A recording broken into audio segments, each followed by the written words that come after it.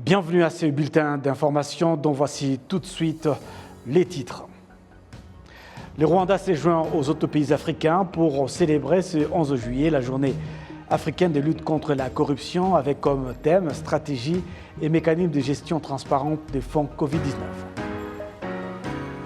La présidente du Parlement rwandais, Chambre des députés, l'honorable Donatille Kabbalisa, a reçu ce lundi le président du Parlement wallon au sein du Royaume de Belgique.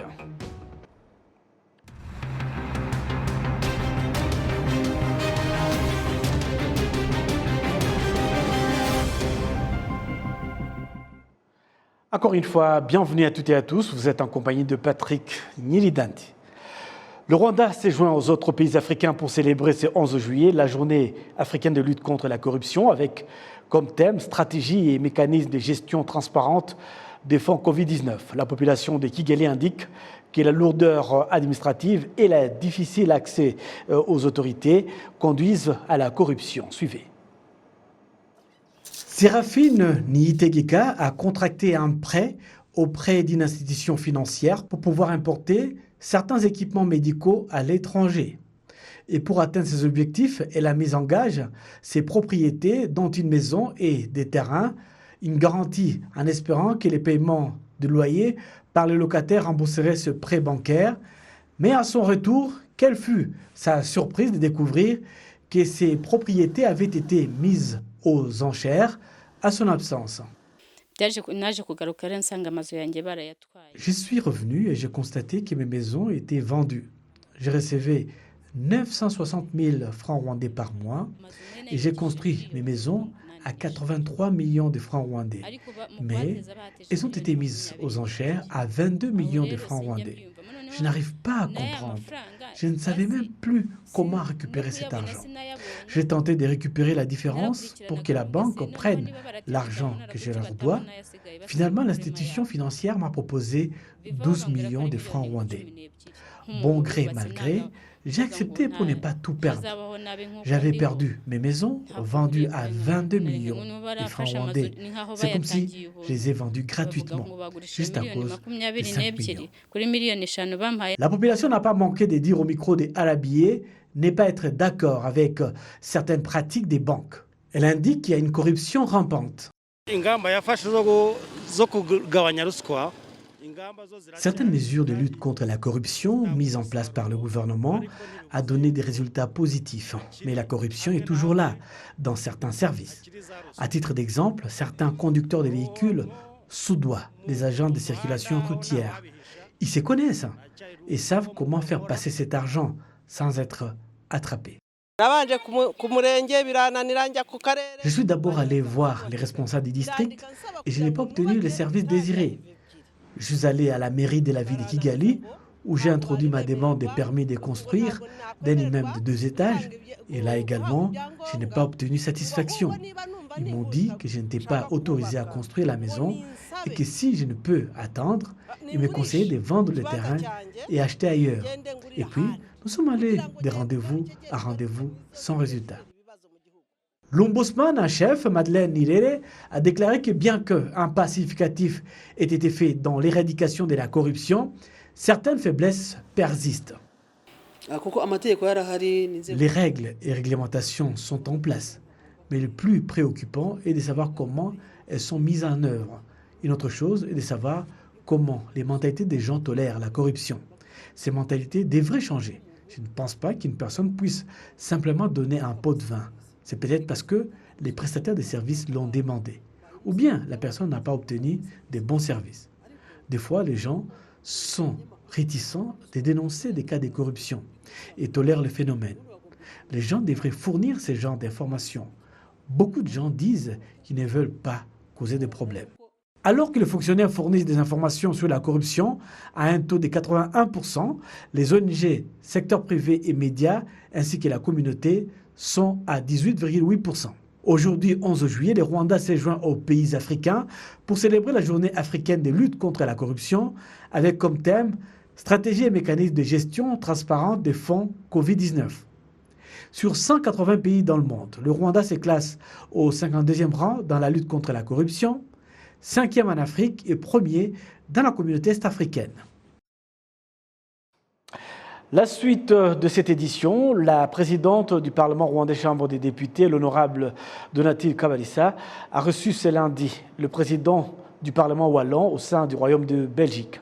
Les deux personnalités ont discuté des relations entre les deux parlements et un groupe de travail mixte a été mis en place pour maintenir des bonnes relations entre les deux institutions, mais aussi rechercher des projets bénéfiques pour le développement des deux pays. La présidente de la Chambre des députés du Rwanda a appelé au renforcement des relations entre les deux parlements et le partage d'expériences.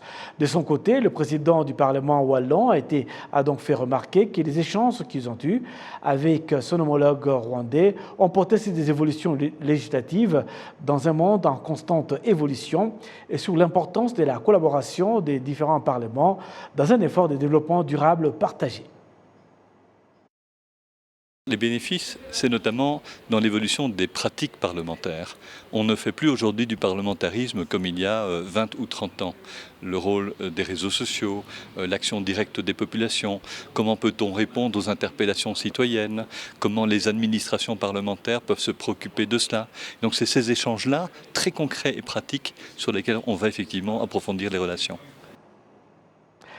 Avant la fin de cette année 2022, la population mondiale aura atteint 8 milliards d'individus.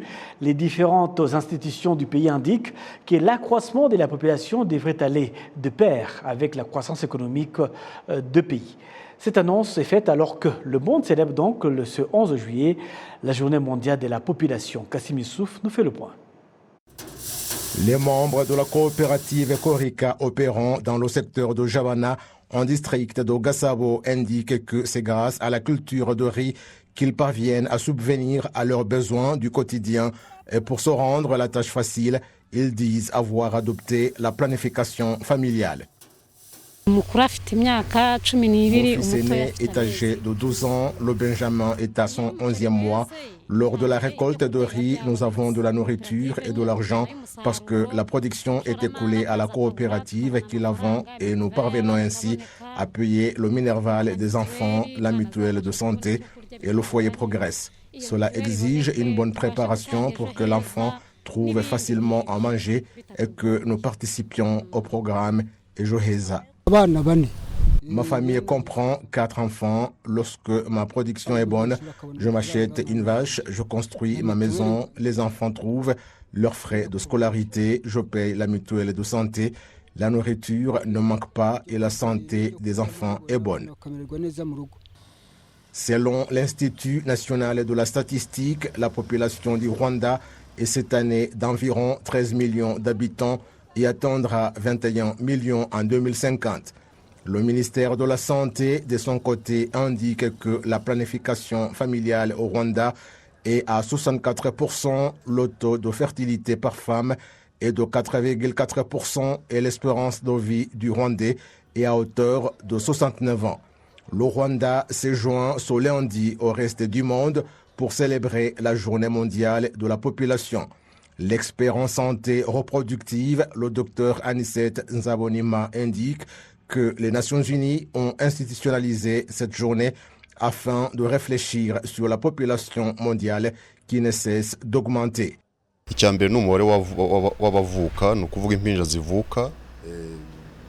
Ceci provient des changements observés dans la vie des habitants du monde et qui sont fondés sur 3 éléments essentiels.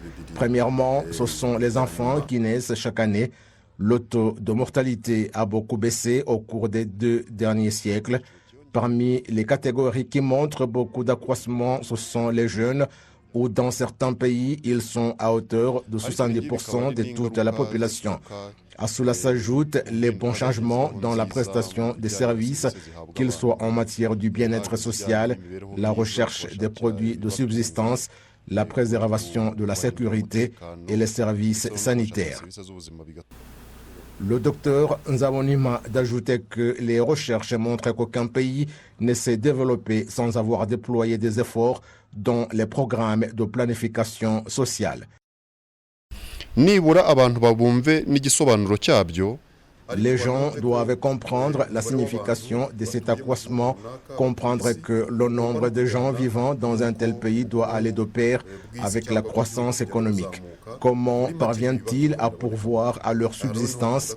C'est ici que nous disons que les gens doivent discuter à propos de la planification familiale et que cela ne soit pas l'affaire d'une seule personne, que les membres de la famille puissent y jouer un rôle, qu'ils s'accordent en ce qui concerne leurs ressources et les moyens dont ils disposent pour suivre de près leurs futurs enfants. Il a été constaté que lorsque les gens n'ont pas pris des mesures pour adopter la planification familiale, ils peuvent avoir des enfants non désirés, non prévus, de façon que l'enfant naît et qu'on n'a pas de moyens pour assurer son éducation, ce qui peut entraîner son décès et qu'ainsi la famille s'est fatiguée pour rien. La célébration de la journée mondiale de la population devrait se faire également en parallèle avec la préparation des jeunes pour qu'ils comprennent tout sur l'accroissement de la population et le rôle qu'ils doivent jouer. L'Institut national de la statistique indique que les statistiques sur les habitants des pays sont nécessaires pour que la planification visant leur développement soit bien réalisée. Cette année, la Journée mondiale de la population est célébrée au moment où nous nous apprêtons à effectuer le 5e recensement de la population et de l'habitat au Rwanda, prévu du 16 au 30 août. Le thème du recensement dit « Faites-vous recenser car vous comptez ». À ce propos, chaque Rwandais est invité à se faire recenser sans que personne ne soit oublié ou qu'il soit recensé plus d'une fois. Le thème de la Journée mondiale de la population cette année est « La population mondiale est de 8 milliards, une opportunité considérable pour préparer l'avenir meilleur ». Le programme des Nations Unies pour la population indique que la population mondiale sera de 8 milliards à la fin de cette année. Actualité nationale, en bref et en images, l'inspecteur général de la police nationale, Dan Mouyouza, a reçu ce lundi son homologue des Somalie, le général-major Abdi Hassan Mohamed. Leur entretien a porté sur leur partenariat en matière d'échange des compétences au sein des polices de deux pays qui existent depuis 2011. Jusqu'à présent, 6 officiers supérieurs de la police des Somalie ont reçu une formation au sein de la police nationale du Rwanda. L'inspecteur général de la police du Rwanda indique, mis à part l'échange des compétences professionnelles, il y a un autre programme de partenariat sur le partage d'informations et le maintien de la sécurité. Des citoyens un peu partout sur le territoire national indiquent être préoccupés par le taux d'intérêt élevé qui exige les institutions financières SACO, une situation qui les décourage à demander des crédits alors que ces institutions ont été décentralisées pour faciliter l'accès de la population au crédit bancaire. Le détail avec Kassim Youssouf. Un peu partout, sur toute l'étendue du territoire national, presque toutes les institutions financières SACO exigent un taux d'intérêt de 24% sur tout crédit octroyé. Leurs clients estiment qu'il est excessif, surtout que la plupart d'eux disposent de faibles moyens.